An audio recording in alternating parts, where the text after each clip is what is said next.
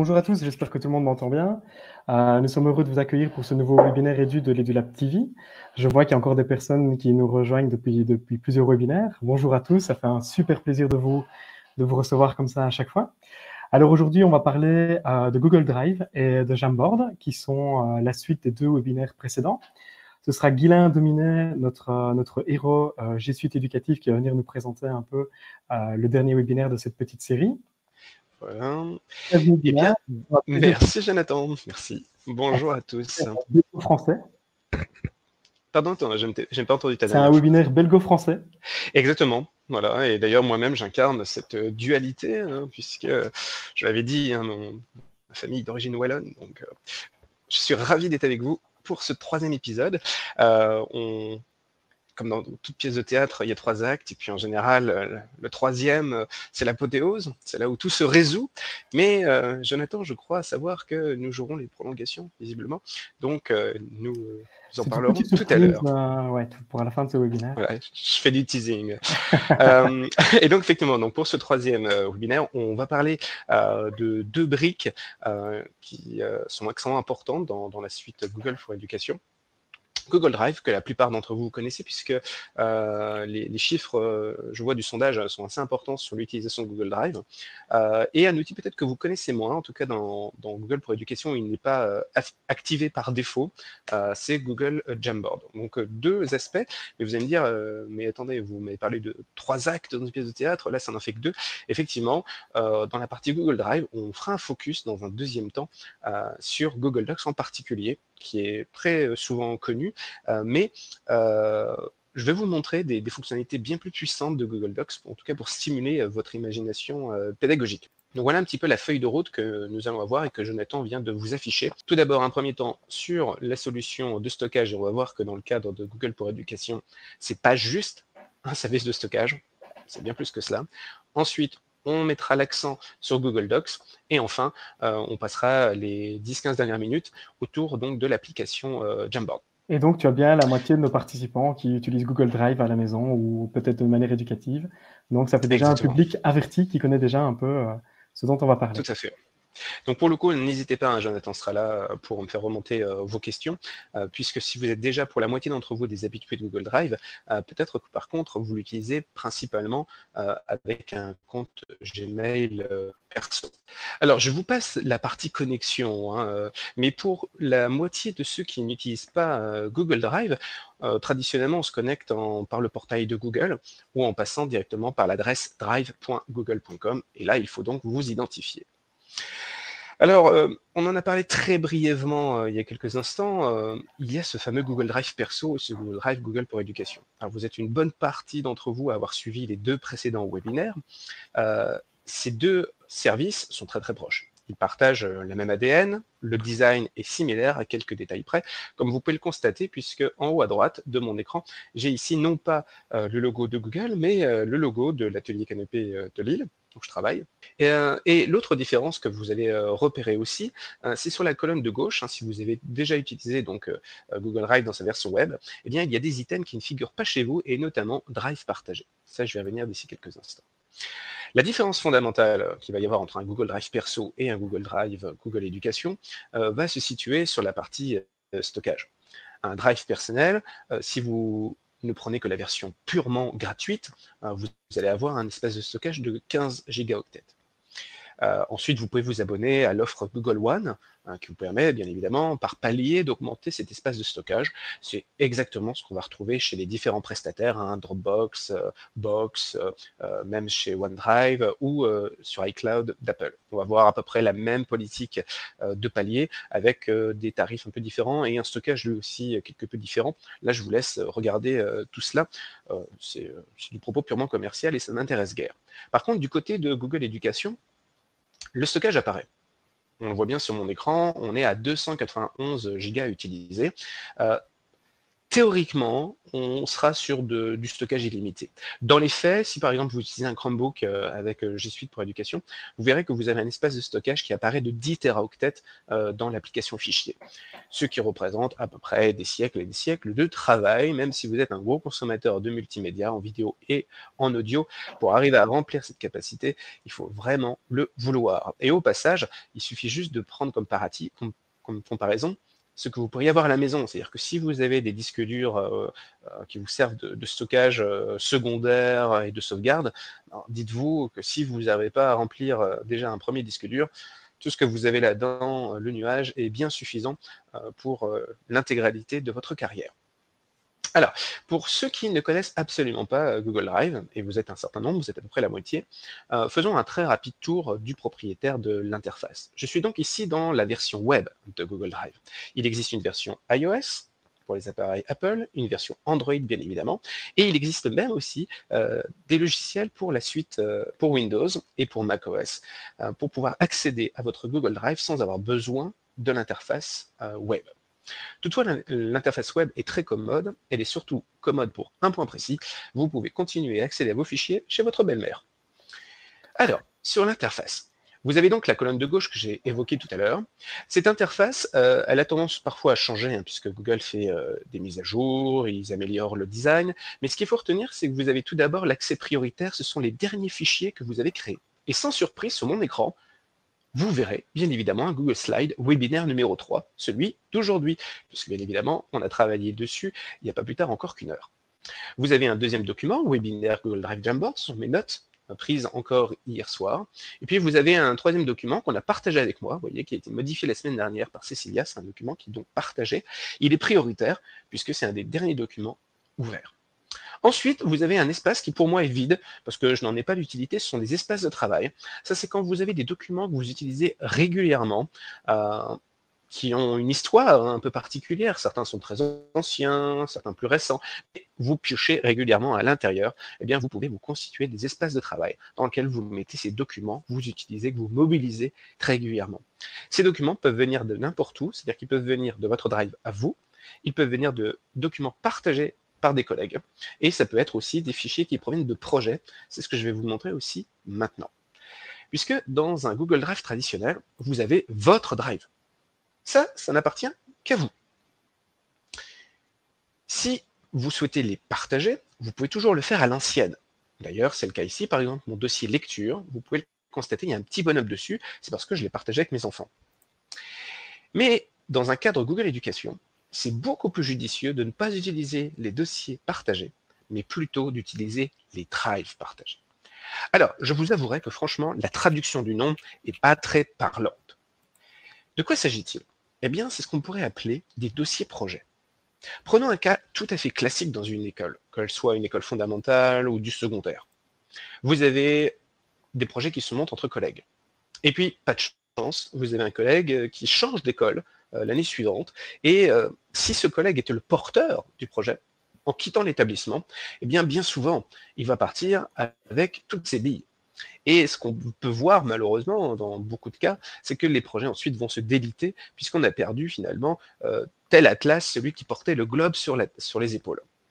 Avec les drives partagés, on évite cela, puisque ce sont des projets, et vous voyez que dans mon drive, il y en a un certain nombre. Chacune de ces vignettes, ce sont des projets. Et ces projets vont permettre de travailler ensemble dans un pot commun, de mettre nos dossiers, nos productions, que ce soit de l'audio, de la vidéo, des documents de texte, qu'importe, de mettre tout cela à l'intérieur. Mais si un des membres quitte le projet, tout ce qu'il aura fait à l'intérieur va y rester. On a donc une continuité pédagogique, c'est exactement ce dont nous parlons depuis maintenant 4 semaines. Et donc ces drives partagés sont extrêmement intéressants. Je vais en prendre un, par exemple, je vais prendre celui, un où il y a pas mal d'individus, j'en ai vu qui était très gros, vous voyez 4-5 personnes, par exemple 11 personnes. Il y a 11 personnes qui participent à ce dossier partagé atelier. Je me rends donc à l'intérieur. Voilà, le temps que ma liste de fichiers apparaisse. Alors, on a donc le nom de ce drive partagé qui s'appelle Atelier. On a donc 11 personnes. Si je clique dessus, je vais voir la liste de tous ceux qui participent à ce projet. Et vous remarquerez qu'à droite, il y a un statut. Ici, ils sont tous administrateurs. J'aurais donné les clés de l'ensemble du projet, mais je vais vous montrer que on peut changer un peu les choses. Par exemple, imaginons qu'Antoine voilà, est moins présent dans ce projet. Il suit moins la feuille de route, il est moins investi, mais ça lui arrive quand même de mettre encore du contenu de temps à autre. Eh bien, je peux le rétrograder, si vous voulez, en gestionnaire de contenu. Dans ce cas, il peut ajouter, il peut modifier du contenu, il peut déplacer des éléments, mais il ne pourra pas supprimer le projet. Si c'est quelqu'un qui est encore plus éloigné, je ne souhaite pas du tout qu'il vienne modifier la structure de ce drive. Je ne veux pas qu'il déplace, je ne veux pas qu'il crée des dossiers. Je pourrais le mettre juste comme contributeur. C'est quelqu'un qui va alimenter, qui va le mettre dans le bac à sable, et ça sera donc aux administrateurs de, derrière, refaire l'organisation. Et enfin, les deux derniers items sont extrêmement utiles, souvent pour les parents, des personnes extérieures. On va leur donner le droit de commenter, ça va être des petits post-it à mettre sur les projets, et le pire des statuts, c'est juste quelqu'un vraiment à qui on souhaite juste donner un aperçu de ce qui se passe, on lui affecte le droit de lecture seul. Et puisque je suis administrateur, je peux aussi retirer le membre de facto. Les administrateurs, en plus, ont un super pouvoir. Ils peuvent voir l'historique et ils peuvent aller sortir de la poubelle des trucs qui auraient été supprimés. Voilà. Tout cela nous amène à dire que ces drives partagés sont une excellente manière de s'assurer que des projets qui sont plurimensuels, pluriannuels, eh bien, ne connaissent pas de rupture, puisqu'il y a du changement d'équipe, parfois même du turnover, où ça bouge énormément. Vous pouvez octroyer, comme c'est le cas ici, le droit d'administration à plusieurs collègues. Comme ça, si vous-même, qui êtes l'initiateur du projet, vous savez que vous allez partir, imaginons en retraite, eh bien, vous savez que vous avez passé les clés du projet et que d'autres pourront prendre la suite. Donc, cette partie de Drive partagé, c'est vraiment une très grosse force par rapport à un Google Drive traditionnel, où on est à peu près limité à la juste pratique des dossiers partagés. Alors, Guylain, les gens sont relativement calmes au niveau des questions. Oui. Et on a une question assez importante qui est celle de Gaël. Comment est-ce qu'on crée un drive partagé? Et en Eh bien, sortant, je je ne le vais vois vous pas montrer. apparaître dans ces onglets, donc je suppose que n'utilise pas la version aiguë. Donc, je te laisse Exactement. expliquer tout ça. Oui. Alors, je vais vous montrer, je vais rester mon écran et je vais permuter d'un compte perso à un compte G Suite. Comme ça, vous allez voir tout de suite sur l'interface ce qui se passe et peut-être que Gaël va comprendre immédiatement la différence. En cliquant en haut à droite de mon écran, voilà, je vais faire apparaître mon switch de compte. Donc ici, j'ai mon compte atelier knp59.vh, c'est un compte Google Éducation. Et en dessous, j'ai mon adresse Gmail. Je vais donc basculer sur mon adresse Gmail à présent. Hop, le temps que l'affichage se rafraîchisse. Voilà, allez, allez. Non, ça ne veut pas rafraîchir. Il nous fallait toujours un petit ralentissement. S'il n'y a pas de ralentissement, s'il n'y a pas de bug, c'est pas un bon webinaire. Il faut le savoir. Et même d'ailleurs, quand on signe un contrat pour un webinaire, tout en bas, il est écrit en tout petit, vous savez, en police 6, vous vous engagez au moins à 3 bugs durant une session.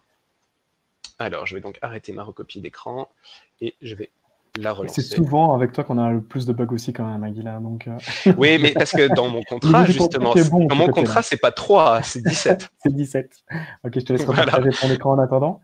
Alors voilà, l'interface a changé.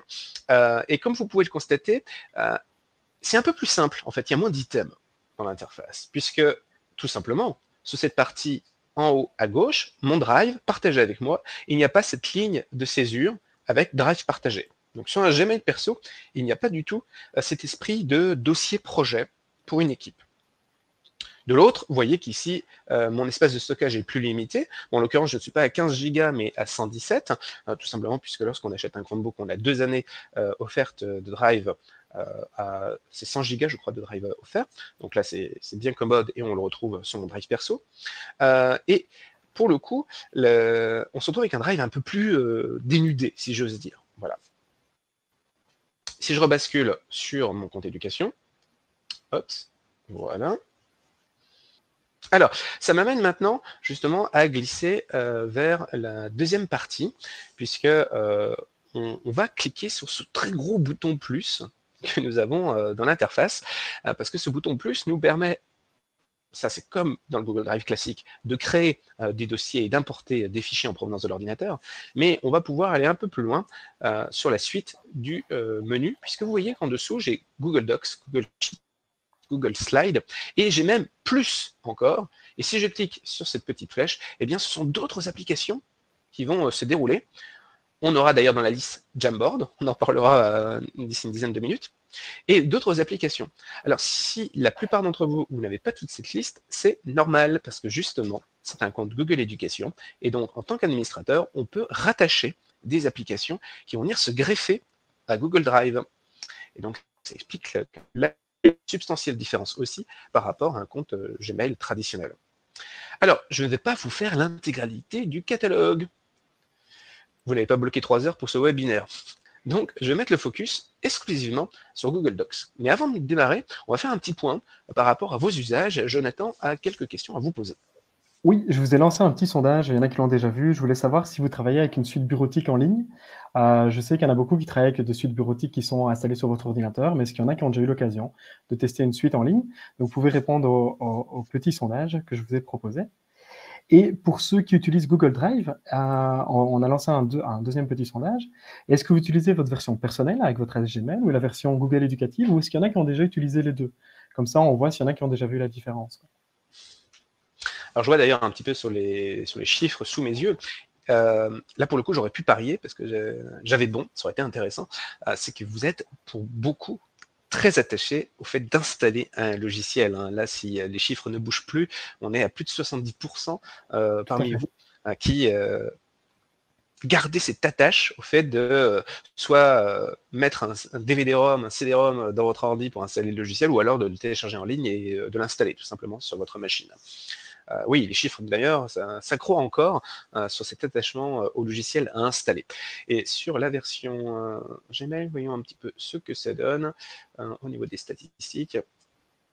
Eh bien, là, on a aussi un beau déséquilibre, puisque vous êtes plus de 60% à utiliser Google Drive dans sa version personnelle uniquement. Donc, au bon nombre des choses que j'ai pu évoquer avec le Drive partagé, notamment, pour vous, vous étiez totalement inconnu. Voilà, puisque vous êtes 14% à utiliser la version G Suite seul et 23% comme moi à jongler entre les deux. C'est-à-dire que traditionnellement, on a un Gmail un peu historique qu'on a créé avant que notre école ou notre institution ait Google Éducation. Et naturellement, on a déjà un certain nombre de données qui sont présentes sur son Gmail perso et traditionnellement, on le préserve. Alors, ce dit en passant, je pose tout de suite l'information. On peut importer ces données, c'est l'administrateur qui va se charger de cela. Je ne le conseille pas, tout simplement parce qu'un jour, vous pouvez quitter tout simplement votre école, et, même si on peut récupérer de nouveau ces données, mais je crois que ça peut être, il y a un moyen tout simple, hein, c'est tout simplement de partager les données entre les deux. J'en ai parlé tout à l'heure avec le dossier lecture que je partage avec mes enfants. Hein, votre Drive perso, vous pouvez envoyer une invitation de partage avec votre compte Google Éducation, et comme ça, vous pouvez aller piocher dans vos anciens dossiers. Par exemple, pour ma part, je vais piocher dans mes anciens documents lorsque je préparais les concours. Ça m'arrive de temps en temps, notamment en histoire romaine. On a tous chacun ces petites perversités. Alors, passons maintenant à Google Docs parce que vous êtes quand même 70% à continuer à installer un logiciel. Je ne vais pas du tout vous jeter la pierre à ce sujet. C'est pas du tout mon propos. Et je vais juste souligner un point. J'ai parlé tout à l'heure de belle maman, chez qui on peut être bien content de retrouver ses fichiers, etc. avec Google Drive après la blanquette du dimanche. Eh bien, avec la suite Google Docs, on va pouvoir justement aller beaucoup plus loin que juste aller piocher dans ces fichiers, puisqu'on va pouvoir travailler finalement où que l'on soit et poursuivre son travail. Si vous démarrez à l'école juste après le départ des enfants, vous pouvez commencer un Google Docs et puis le poursuivre chez vous. Vous pouvez le poursuivre même avec votre smartphone dans le bus ou dans le train. Il y a cette possibilité d'ubiquité numérique qui est tout à fait intéressante et on est beaucoup moins tributaire finalement du lourd processus d'installation qui est souvent aussi conditionné par des problèmes de licence. Alors bien évidemment, je tairai le nombre de personnes qui ont installé Microsoft Word de manière totalement illégale en ayant chopé un CD-ROM chez un copain, mais il est certain qu'avec les suites bureautiques en ligne, on se facilite énormément la tâche. Bien évidemment, qui dit suite bureautique en ligne, dit Internet. Mais c'est pas totalement vrai. Si on prend le cas de Google Docs, on peut parfaitement travailler dessus, même sans connexion. Et dès que vous serez connecté, la synchronisation va se opérées et les modifications seront sauvegardées sur les serveurs. Mais Guylain, rentrons dans le détail. ouais. Oui. Excuse-moi, juste peut-être avant de passer sur Google Docs pour terminer la partie sur le drive partagé, est-ce que tu sais remontrer comment Oui, on crée un drive partagé?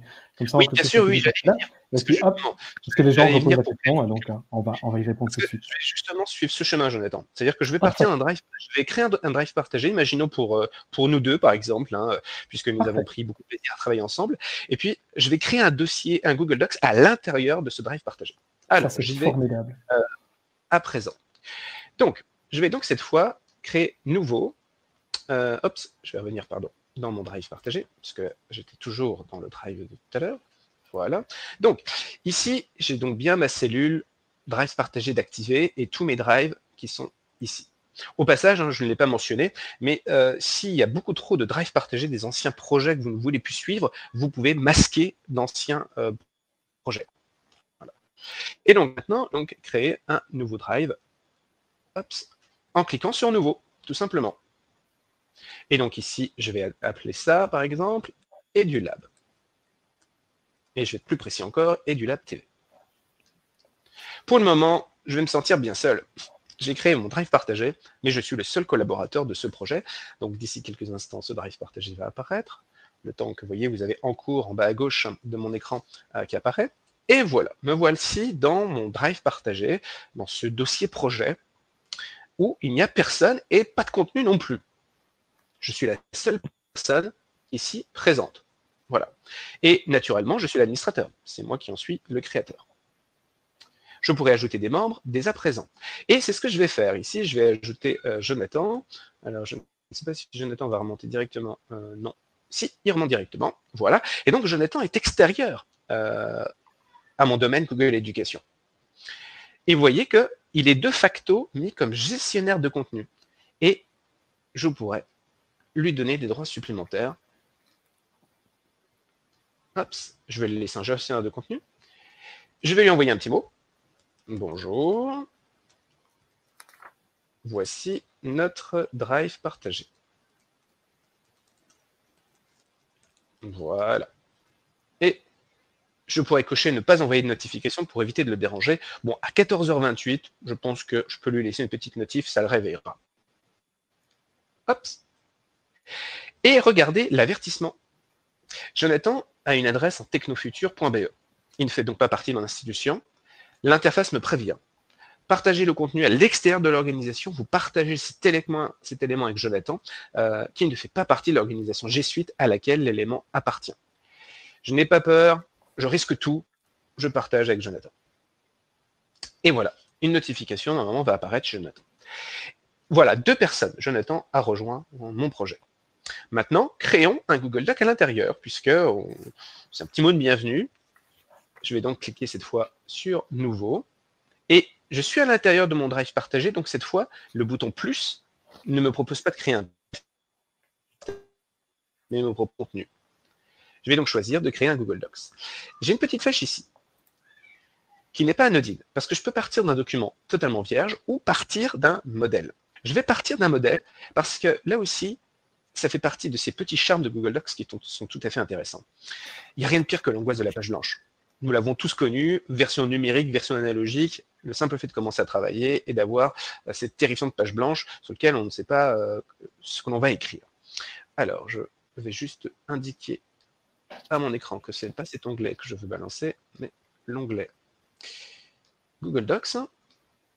Hop, et je prends donc Google Docs maintenant, pour que vous puissiez voir l'interface.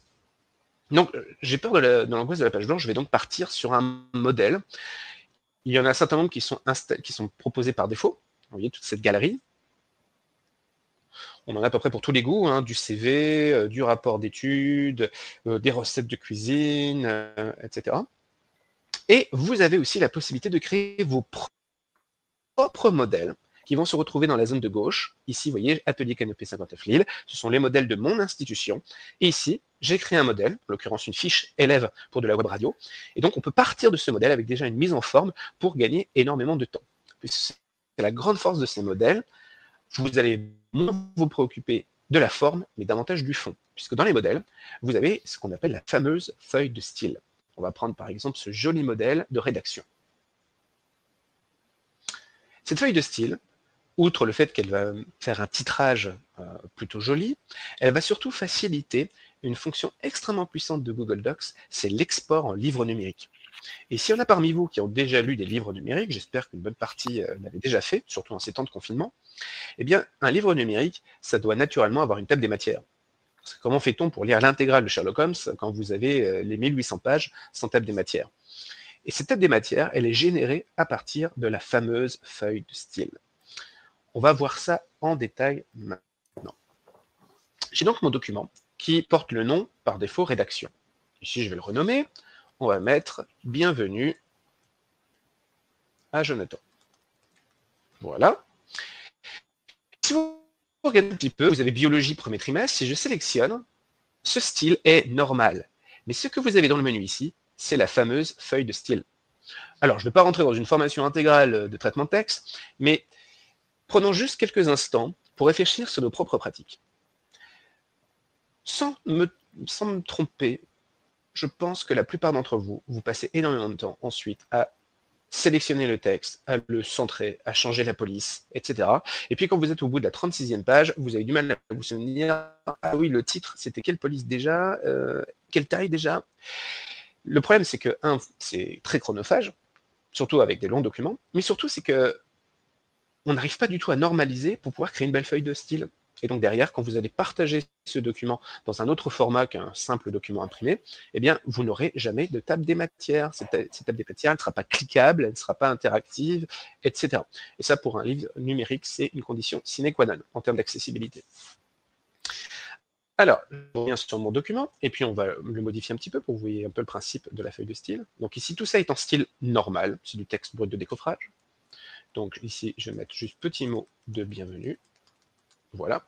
Et par contre, si je clique sur les cellules, eh bien, vous voyez que la police est différente, la taille est différente, la couleur l'est aussi, puisque je suis dans le style titre.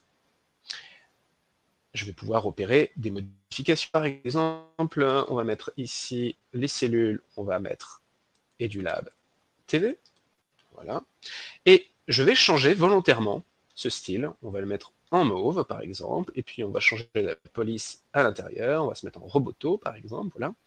Et vous remarquerez que maintenant, je peux mettre à jour cette feuille de style. Et si je la mets à jour, tout nouveau titre prendra la police que je viens de choisir, la couleur que je viens de choisir et la taille que je viens de choisir. Et donc, vous pouvez personnaliser complètement le modèle de départ et ensuite l'enregistrer pour vous. Et donc, ensuite, si vous souhaitez normaliser, par exemple, des fiches d'exercice, etc., pour que c'est toujours le même design, eh bien, vous gagnerez énormément de temps. J'imagine que ceux qui n'utilisaient pas les modèles, ce que vous faisiez à chaque fois, c'était vous ouvriez un document précédent, vous le dupliquiez et vous retravaillez à l'intérieur. Les modèles sont bien plus commodes, surtout que les modèles, dans un Google Éducation, peuvent être partagés avec vos élèves, par exemple. Vous êtes certain qu'ils ont exactement le design que vous attendiez. Maintenant, allons un petit peu plus loin et apportons des super pouvoirs à Google Docs. Alors, je passe sur le design général. Vous voyez qu'ici, c'est que des blocs de texte que je peux remplacer.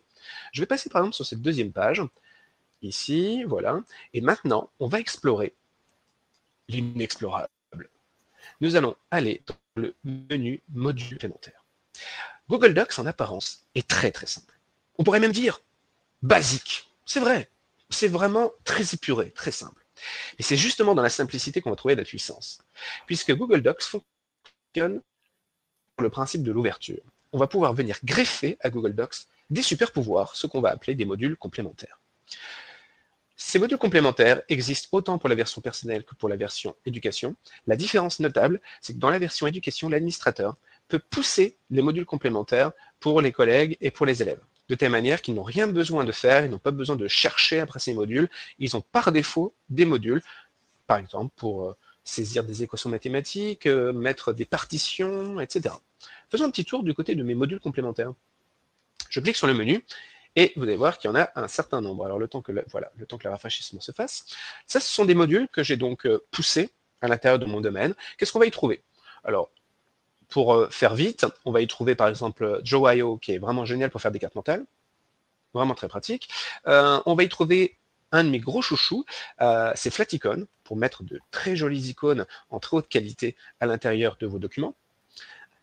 Pixabay, pour chercher des photos qui sont libres de droit, très pratique, notamment pour les travaux avec les élèves.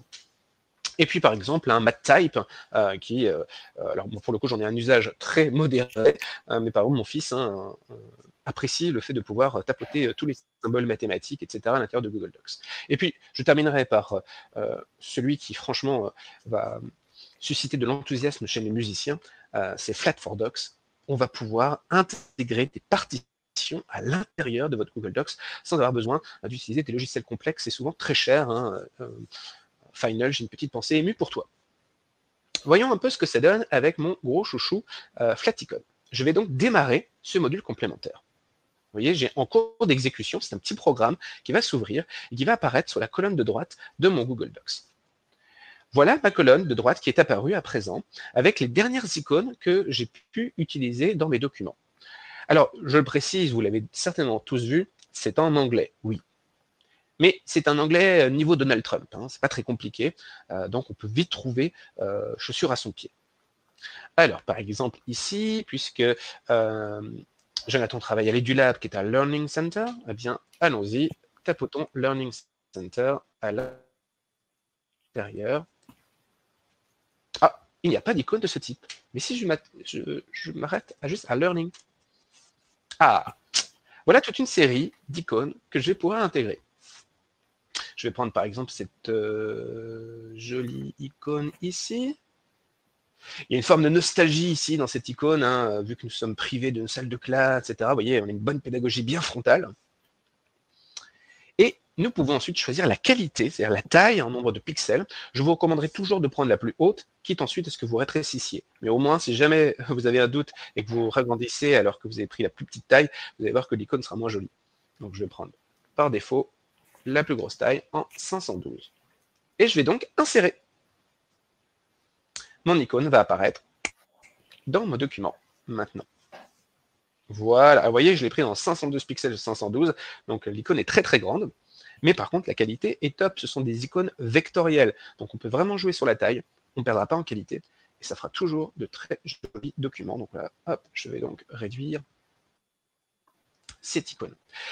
Mine de rien, le module complémentaire Flaticon pour Google Docs, il permet de faire de super jolis documents et on gagne un temps de folie. Combien parmi vous ont toujours un onglet Google pour aller chercher des images? Il faut ensuite les enregistrer sur son disque dur et ensuite les importer dans son Google Doc avec parfois des qualités discutables. Et le pire qui vous arrive, je pense, c'est de prendre des icônes qui ont l'air fort jolies, mais quand vous les insérez dans votre Google Docs, il y a ce foutu carré blanc que vous avez tout autour. Et là, vous dites, ah mais non, ça va pas du tout. Surtout quand vous avez un Google Docs qui n'a pas un fond blanc. Ça se verrait énormément. Ici, vous avez de la transparence, c'est très joli, ça s'intègre parfaitement bien. Juste avant de passer à vos questions, puisque je vois que Jonathan me fait... Je reviens avec pas mal de petites questions, Guilain, mais vas-y, je te laisse encore continuer. Je termine juste avec le petit module complémentaire pour vous montrer. Hop, donc je vais fermer celui-ci, j'en ai plus besoin. Je vais prendre mon module complémentaire de Flat, cette fois pour la musique. Et bien voilà à quoi ça représente. Vous voyez, le programme est différent. Il ne m'ouvre pas une petite colonne sur la droite, lui. Il m'ouvre une fenêtre complète où je vais pouvoir choisir justement comment je vais construire ma partition pour l'intégrer à l'intérieur. Hop, je vais prendre celle-ci. Et je vais pouvoir composer complètement ma partition à l'intérieur de ce petit module. Vous voyez, j'ai tous les éléments, tous les outils qui conviennent, les outils de mesure, les outils de texte, etc. Et quand je suis satisfait, je peux l'écouter, je peux même avoir un outil de métronome intégré, et je peux l'insérer.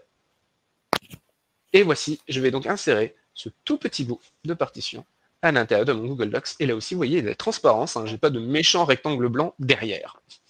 Jonathan, dis-moi un petit peu les questions qui remontent. D'abord, c'est une remarque, Guilain, c'est incroyable. J'utilise cette suite depuis des années et j'en apprends encore beaucoup avec toi. Franchement, c'est vraiment passionnant d'apprendre ceci. Je vais faire un peu les questions, je vais remonter dans l'ordre au niveau, pas à l'envers, mais vraiment avec les dernières choses que tu viens de nous montrer. On a des questions sur les modules complémentaires. La première question qu'on nous pose, c'est où trouves-tu tous ces modules complémentaires et sont-ils gratuits? Oui. Alors, tout de suite, en fait, je n'en ai pas connu de payant, à ma connaissance. Peut-être que ça existe. Hein. Par exemple, si on prend Flaticon, le module est gratuit. Par contre, peut-être que vous l'avez vu, c'est un tout petit détail. Vous avez certaines icônes où il y a une couronne de roi. Elles font partie de la partie premium de Flaticon. Flaticon fonctionne bien évidemment en dehors de Google Docs. Hein. C'est un service tiers qui est beaucoup utilisé par les designers, puisqu'on peut aller piocher dans des banques d'icônes qui, pour certaines d'entre elles, sont payantes, hein, puisqu'elles sont faites par des designers pros.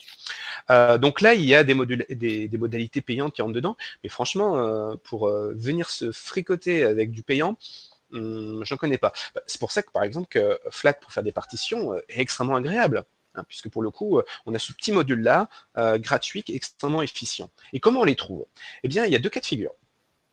Soit c'est vous qui les ajoutez vous-même. Donc dans ce cas, si je vais dans mon Google Docs, je vais dans le menu module complémentaire, et tout en bas, j'ai téléchargé des modules complémentaires. Et en cliquant dessus, c'est ni plus ni moins qu'une sorte de petite boutique intégrée qui va me permettre de parcourir l'ensemble des modules complémentaires qui existent. Et franchement, il y en a pour tous les goûts. Hein. Vous voyez qu'on a MathType qui est installé, on a la petite icône installée qui figure bien. J'en profite pour rebondir sur une question. Tout à l'heure, tu avais quelqu'un qui nous posait la question, quel était celui que tu utilises pour le mind mapping? Je suppose qu'il y en a plusieurs, alors si on fait une recherche, oui, on va plusieurs. trouver plusieurs. Regardez, on va faire le test. Hop, par exemple, si je commence à taper Mind, eh bien vous avez le très connu MindMaster qui apparaît en premier, sans surprise. Je clique dessus. Et voilà, j'ai mon module MindMaster qui est disponible. On voit ses notes, hein, 2,8 sur 5. Je clique sur le module pour voir un petit peu la tête que ça a. Et donc, on a des petites captures d'écran comme si on était finalement dans un store d'applications traditionnel. Ah oui, je l'ai déjà utilisé celui-là. Il est intéressant puisqu'en fait, il va générer une carte mentale à partir tout simplement d'une structure purement textuelle. Donc en fait, on va utiliser les puces, les 1, 2, 3, vous savez, tous les niveaux. Et à partir de ce niveau, il va transformer votre chaîne purement linéaire en une carte mentale. Et donc si je veux l'installer, puisqu'il n'est pas installé par défaut sur ma machine, je vais faire installation, mais vu que je suis l'administrateur, vous voyez que c'est marqué installation pour l'ensemble du domaine. Donc si je l'installe ainsi, l'ensemble de mes collaborateurs, de mes élèves auront MindMaster installé. Dès qu'ils lanceront Google Docs, ils n'auront rien besoin de faire. Si je veux juste le garder pour moi, j'ai installation individuelle, vous voyez qu'il est en blanc, ce n'est pas le bouton prioritaire. Donc je vais l'installer par exemple pour l'ensemble du domaine. Je sais que mes collègues sont fans aussi de cartes mentales. Et voilà, vous êtes sur le point d'installer l'application. Je clique sur continuer. Et ça, tu peux le faire parce que tu es admin de ton domaine. Hein. Exactement, c'est-à-dire que là, je vais le pousser sur l'ensemble des appareils. Voilà. Donc ça, c'est comme ça qu'on va ajouter des modules complémentaires. Hop, ça. Ça favorise une grosse continuité en école d'utiliser des outils communs, c'est vraiment... Oui, complètement, surtout que MindMaster, en plus, existe par-delà Google Docs. Ouais. C'est-à-dire que pour le coup, ceux qui avaient déjà des pratiques en version web ou en version application, on va y retrouver tout simplement la même interface à peu de choses près. Sauf que là, effectivement, à la grosse différence de l'app d'habitude qui nous centre immédiatement sur une carte mentale, ici, on va commencer par du texte. Et pour ceux qui débutent en carte mentale, c'est une très bonne manière de comprendre comment ça fonctionne. Ok, super. Je reviens toujours un peu en arrière dans ta présentation, etc. Il y a beaucoup de gens qui se posent des questions sur le format Docs, enfin le format Google Docs. Est-ce qu'il est compatible Word? Quels sont les liens avec Word par rapport à ceci? Est-ce qu'on peut passer de l'un à l'autre facilement? On a la question dans les deux sens. Hein. Est-ce que je peux exporter vers un Word et est-ce que je peux inversement intégrer un Word dans mon Drive? Alors, prendre un fichier Microsoft Word ou un fichier LibreOffice dans Google Drive, no problemo. Attends.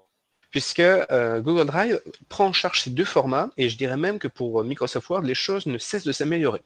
Puisque si j'importe un fichier Microsoft Word, pardon, je l'ai lapsus, je vais pouvoir l'éditer sans avoir besoin de l'importer. C'est-à-dire que je n'ai pas besoin de le transformer dans un autre format, je vais pouvoir travailler directement dessus. La seule différence, ce sera que dans mon interface de Google Docs, eh bien, j'aurai une petite icône qui va m'indiquer en bleu que je travaille sur un DocX, traditionnellement. Et quand je vais enregistrer, eh bien Google Docs a la possibilité de l'enregistrer dans son format natif. Et donc, si c'est un document qu'on a reçu par mail d'un collaborateur, d'un collègue, on travaille dedans, on lui renvoie, il ne verra absolument pas. On est passé pour autre chose que par Word.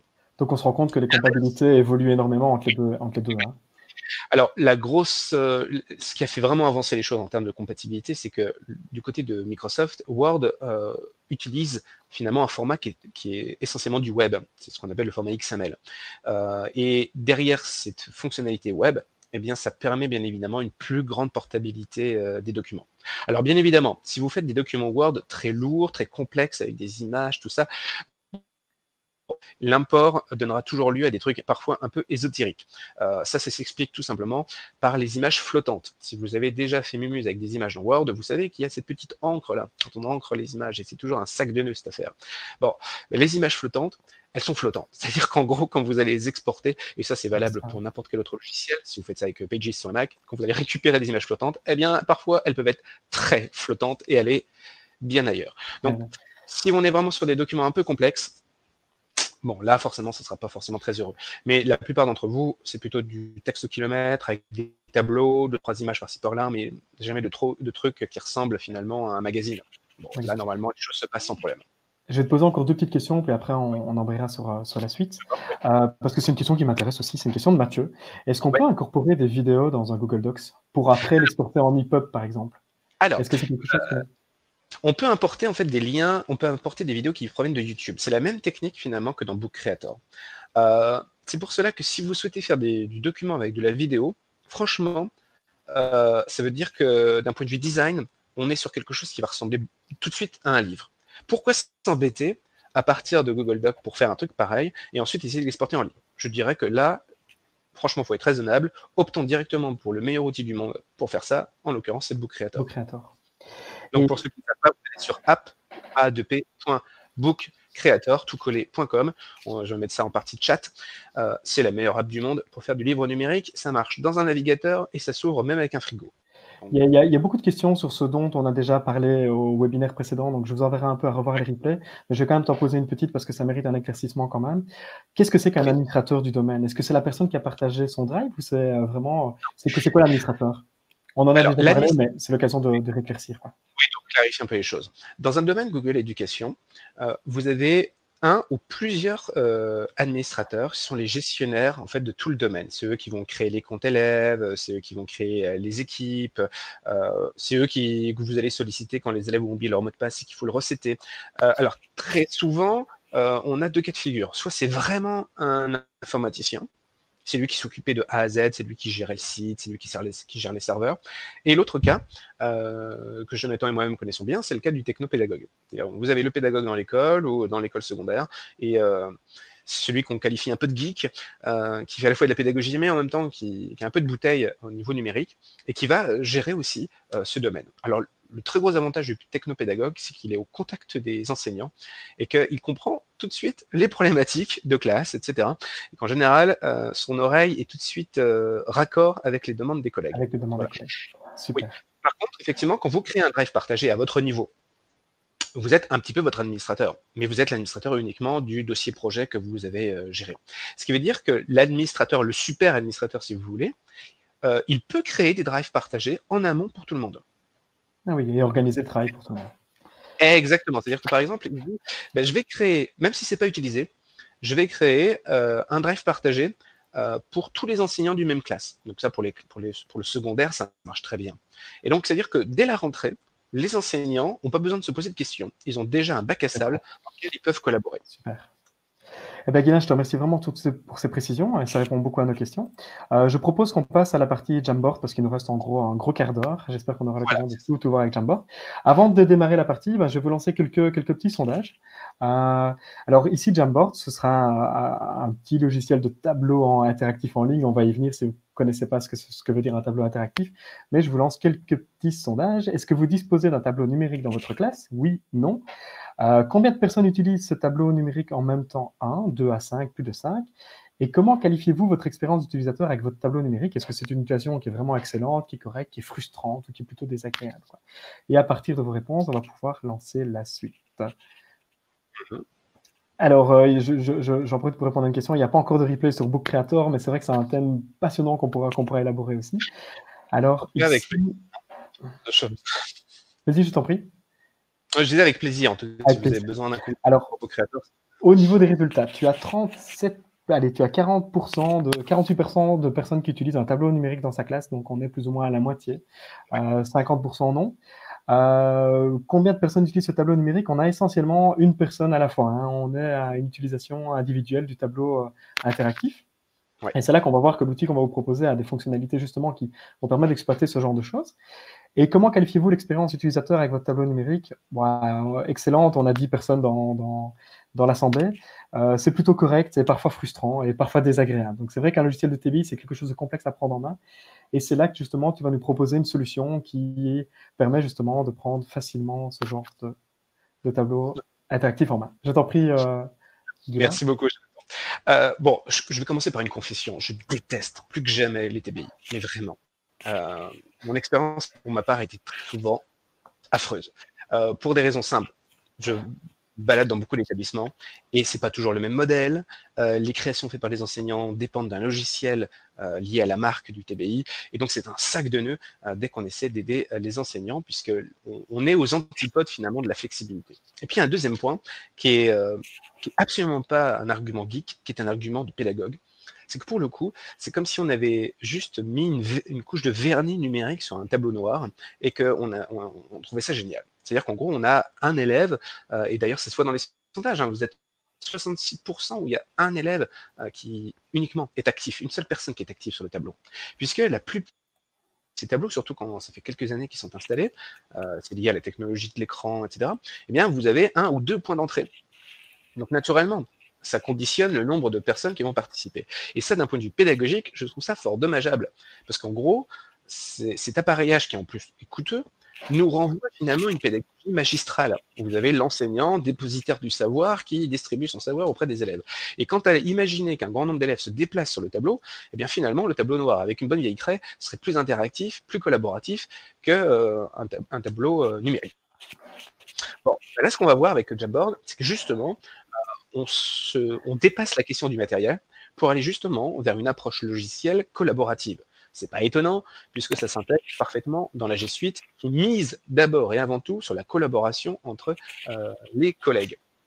Donc voyons un petit peu comment ça se passe. Alors le Jamboard existe en plusieurs versions. Il existe en version iOS, donc pour iPad, pour iPhone. Il existe en version Android, c'est une application que vous pouvez télécharger gratuitement. Et ça existe aussi en version web. Donc vous pouvez utiliser le Jamboard uniquement avec votre navigateur branché par exemple à votre vidéoprojecteur ou à votre TBI. Ici, je vais utiliser 2 cas de figure. Je vais vous montrer la version web et je vais utiliser la version sur mon Chromebook, qui est la version Android, et je vais l'utiliser avec un stylet. Très gros avantage, c'est que je vais pouvoir effectivement écrire beaucoup plus finement. En général, en tout cas pour la moitié d'entre vous qui avez un TBI, traditionnellement, vous avez aussi des stylets qui sont livrés avec votre appareil. Alors, je vais donc vous afficher ici mon écran en version web, et je vais quitter ensuite ma caméra pour vous montrer la version full web. Donc totalement web. Hop, alors. Donc, comme vous pouvez le constater, vous allez avoir des bandes noires sur le côté, ça rétrécit un petit peu l'écran. Donc, j'ai l'application qui se lance. Elle est connectée à mon compte G Suite, et donc vous voyez ici mes différents tableaux. L'application Jamboard permet de créer une multitude de tableaux, et à l'intérieur de ces tableaux, vous avez aussi une possibilité de créer plusieurs pages, si vous voulez, de tableaux. C'est comme si dans votre salle de classe, vous aviez votre vénérable tableau Velleda ou tableau noir, et que vous démultipliez le nombre de panneaux de votre tableau. Je vais donc choisir maintenant, hop, je passe sur mon interface, et je vais donc cliquer sur le bouton plus pour créer un nouveau jam. C'est comme ça que ça s'appelle, ce nouveau tableau. L'interface, encore une fois, est très épurée. Mon tableau, pour le moment, ne contient qu'un seul panneau. Ça se trouve ici. Et je vais pouvoir, justement, ajouter des panneaux, ce que je vais faire en ajoutant plus, plus, plus. Voilà. J'ai donc maintenant 4 tableaux qui existent. Chacun de ces panneaux va pouvoir être personnalisé dans son fond. Je vais choisir de changer le design et je vais prendre par exemple ce fond gris pour celui-là. Pour le panneau 2, hop, je vais choisir le panneau par exemple noir pour écrire en blanc par exemple. Le panneau 3, vous voyez à chaque fois j'ai un bel écran avec le numéro pour m'indiquer sur quel panneau je suis. Je vais choisir un fond avec des lignes pour faire des travaux d'écriture. Et puis prenons le panneau 4, lui, je vais lui mettre un petit panneau pour faire de la géométrie. Voilà. Repassons par exemple sur le panneau 1 avec son fond grisâtre. Voilà, j'y suis. Maintenant, l'essentiel de ce que je vais vous montrer se trouve à gauche. Vous avez cette série d'icônes, vous avez le crayon, vous allez avoir plusieurs types de crayons, on va avoir le feutre traditionnel, on va avoir le feutre avec un embout, une pointe plus épaisse, vous allez avoir le marqueur et vous aurez même le pinceau pour la peinture. Je vais prendre tout d'abord mon stylo et je vais rester en écriture noire. Là, il n'y a rien de révolutionnaire dans l'absolu, puisque ici, je vais mettre par exemple « Bienvenue ». Alors, je vais écrire un peu n'importe comment parce que j'écris sur l'écran de mon ordi. D'habitude, il faudrait que je mette plutôt en mode tablette. Donc, bienvenue à tous. Voilà. Et Maintenant, allons un peu plus loin avec ces outils de crayon. Il y a en deçà, alors ce n'est pas traduit en français pour l'heure actuelle, c'est Assistive Drawing Tools. On a parlé de Book Creator tout à l'heure. Eh bien, Book Creator va piocher dans ces modules fournis par Google. Je vais prendre celui que je trouve le plus sympa, c'est la conversion de texte. Eh bien, on va écrire ici « Vive Charleroi ». Ah bien, voilà une démo qui n'est pas bien concluante. Oups. Voilà ce qui arrive quand on écrit de manière horizontale. Hop, Je crois qu'il n'aime pas Charleroi, simplement, tu sais. Mais notre tracasse pas. Alors, on va prendre ensuite. Bon, si ma caméra ne vous filme pas, mais en fait, j'écris littéralement que c'est pas la meilleure position pour écrire proprement. Hein. Là, c'est comme si j'étais pharmacien du jour au lendemain, sans les compétences intellectuelles en plus. Mais on a une reconnaissance d'écriture automatique. Hein. Voilà, je vais prendre l'outil forme maintenant, et cet outil forme est bien commode, puisqu'il va corriger naturellement mes formes. Si je fais un triangle, si je fais par exemple un octogone, je vais essayer, hein, à l'arrache, oula, c'est n'importe quoi. Bon, là, il a compris un cercle. Mais je vais aussi pouvoir avoir des formes automatiques. Et enfin, terminons avec un élément extrêmement sympa qui va plaire aux plus petits. C'est cette fois l'outil de dessin. Alors, je parle des plus petits, mais si vous dessinez vous aussi très mal, eh bien, ça va être un outil bien précieux. Eh bien, allez, oups, on va dessiner un chat. Voilà. Vous voyez, je commence à dessiner. Oula, je dessine définitivement mal. Bon, à mon avis, en faisant ça, les propositions vont être un peu plus correctes. Ah, vous voyez qu'en fait, il va me faire des propositions à partir de mon dessin. Bon, il est clair que mon chat, là, il avait pris, voilà, il a abusé un petit peu de la carmélite. Donc, je vais la chauve-souris. Et voilà. Donc, vous voyez, cet outil, en fait, vous permet de commencer à dessiner et vous allez obtenir de superbes formes automatisées. Donc ça, ce sont les outils d'assistance dans le dessin. Passons sur un deuxième panneau, puisque celui-là est vraiment tout moche maintenant. Je passe sur mon tableau 2. Vous voyez que cette fois, je vais devoir, par exemple, opter pour de l'encre blanche pour être un peu plus efficace. Et je vais prendre ici mon pinceau de peinture. Voilà. Voilà. Et donc ici, je vais écrire ainsi. Rien de révolutionnaire. Passons maintenant au bouton plus. Ce bouton plus, c'est là où se cache toute la magie de Jamboard. On peut mettre des post-it, tout d'abord. Ici, on va pouvoir utiliser son clavier. Merci pour votre écoute. Oups, je corrige. Et je valide.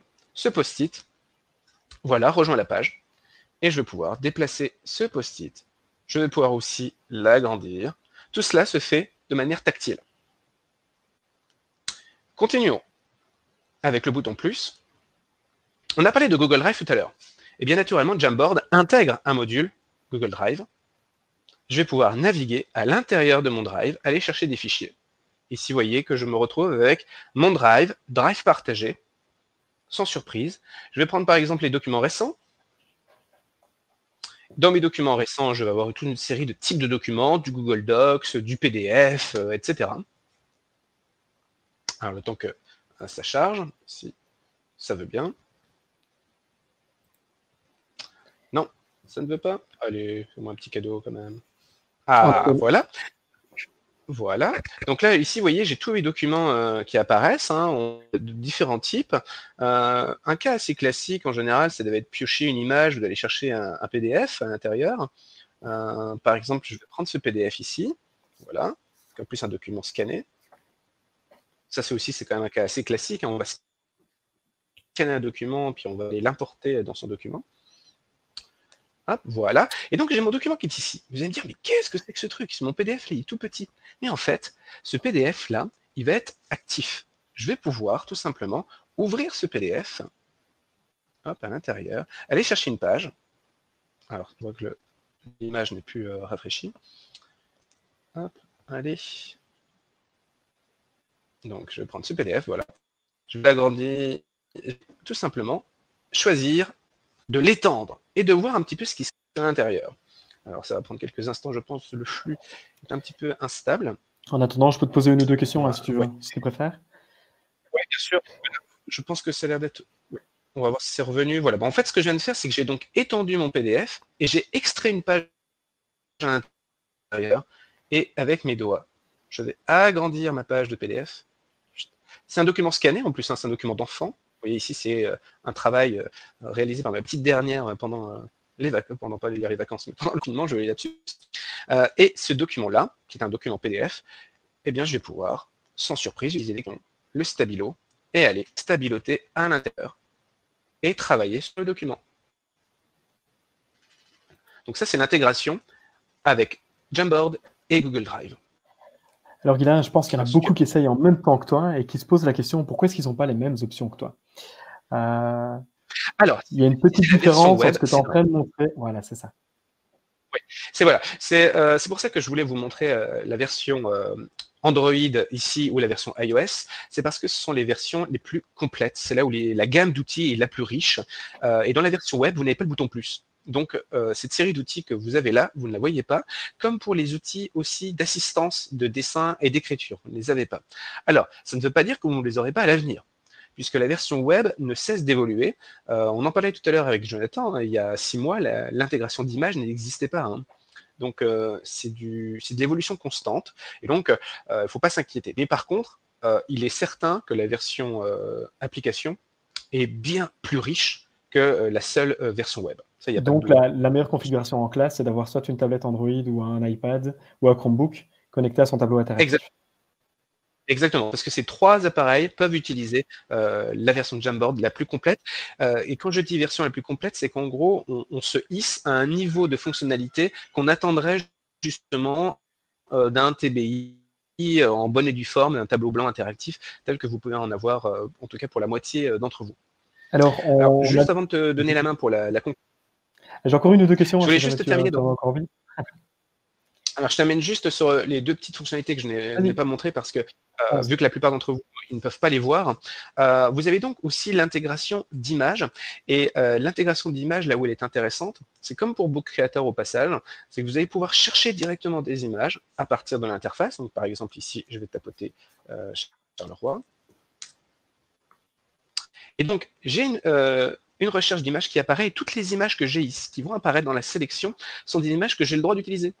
Alors, bien évidemment, ça réduit la sélection d'images, mais vous savez que vous avez le droit de les mettre dans votre Jamboard et vous avez le droit de les retoucher. Je vais prendre ce document-ci, et voilà, je peux donc aussi la sélectionner, je peux la déplacer, l'agrandir, et je vais pouvoir aller annoter là-dessus. Vous voyez comme je le fais. On a d'autres questions super intéressantes. Une des premières questions, c'est est-ce qu'on a toujours besoin du Wi-Fi quand on utilise Jamboard, ou est-ce qu'on peut l'utiliser sans Wi-Fi? Alors, la version web suppose du Wi-Fi. Pour la version app, on est moins tributaire. Les seuls éléments tributaires du web, dans la version app, ça va être les outils d'assistance. Les outils d'assistance de dessin, etc. Parce que là, on est tributaire, finalement, de l'intelligence artificielle en provenance des serveurs de Google. Super. Est-ce que tu saurais nous donner 2-3 arguments de Jamboard par rapport à des logiciels comme OpenBoard ou ActiveInspire? Alors, on n'a rien à installer, puisqu'on peut utiliser la version web. C'est collaboratif, on peut inviter autant de personnes que l'on souhaite, et on n'a pas de limite sur le nombre de panneaux. J'en ai parlé tout à l'heure, vous voyez, j'ai créé 4 panneaux, on peut en créer autant qu'on veut, et donc on peut se répartir les tâches. Un cas classique, vous faites travailler vos élèves en groupe, et vous affectez à chaque groupe un tableau.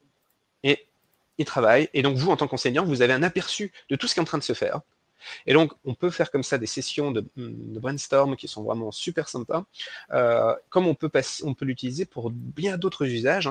Alors, comment peut-on enregistrer les différents tableaux, ce que je vois? En fait, les panneaux sont totalement enregistrés. C'est comme pour Google Docs, ça enregistre en permanence. Et donc, quand vous envoyez l'adresse ou vous invitez vos élèves ou des collègues à venir travailler avec vous, eh bien pour eux, c'est totalement transparent. Ils cliquent sur le lien, ils ouvrent le tableau, ils bossent avec vous, et ils n'ont rien besoin d'enregistrer, ça s'enregistre tout seul. Et on peut aussi inviter des gens extérieurs au domaine Google Edu, quand vous créez un Jamboard, comme pour le Drive partagé que je vous ai montré tout à l'heure. Donc on peut vraiment faire des sessions de travail à distance qui sont fort agréables. Vu qu'on a eu des soucis techniques, je ne vous ai pas montré le pointeur laser, mais par exemple le pointeur laser, il est très utile quand on veut mélanger Jamboard et Google Meet. Pour ceux qui ont participé au webinaire sur Google Meet, c'est une bonne symbiose. Vous guidez comme ça avec le pointeur laser, ça marche vraiment très très bien. Et est-ce qu'on invite les élèves comme un Google Docs où on fait partager et directement on intègre l'adresse qui est encodée? On a deux solutions. Soit on les invite à partir de Jamboard, mais le plus commode, c'est d'avoir l'URL que l'on va mettre ensuite dans son Classroom. Ah oui, simplement, on partage l'URL, ils cliquent dessus et ils nous rejoignent. Et au passage, c'est ce que je ferai, c'est-à-dire qu'à l'issue de ce webinaire, pour tous ceux qui n'ont pas encore rejoint le cours Google Classroom que j'ai créé pour vous autres, eh bien, vous pourrez trouver dans le cours, dans le granule qui existe déjà sur les tableaux numériques collaboratifs, j'y mettrai l'URL d'un tableau de Jamboard que je vais mettre à votre disposition. Et comme ça, on pourra continuer à travailler là-dessus et vous pourrez le tester. Et donc, si vous avez des questions, on est bon pour les prochaines semaines. Alors, certaines questions sont restées donc en suspens, donc n'hésitez pas à les poser. Je vous ai transmis le lien dans le chat de la Classroom de Guilain. Il a tout cet espace-là exprès pour vous pour pouvoir répondre à toutes les questions. Ici, on a déjà un tout petit peu débordé. Donc, n'hésitez pas à lui poser ces questions. Il est très, très ouvert. J'espère que vous avez apprécié ce webinaire. J'espère que vous avez passé un bon moment à notre compagnie. Voilà, Guilain, moi, je te remercie. J'ai encore appris énormément de choses. Ça a été un moment vraiment agréable. Voilà, Guilain, un petit mot pour la fin? Eh bien, c'est un grand plaisir et j'ai hâte d'en découdre avec mon collègue de FIS 365.